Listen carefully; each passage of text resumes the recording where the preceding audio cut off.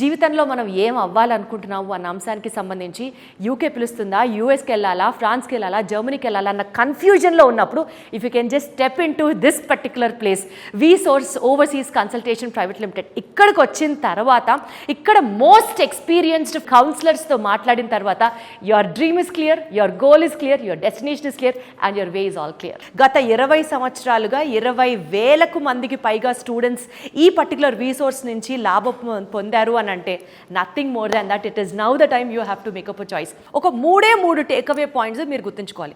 First of all, ఒక స్టూడెంట్కి 100% వీళ్ళు చెప్పినటువంటి పేపర్ డాక్యుమెంటేషన్ కనుక మీరు ప్రొవైడ్ చేస్తే 100% వీసాని తెప్పించే బాధ్యత వీళ్ళదే.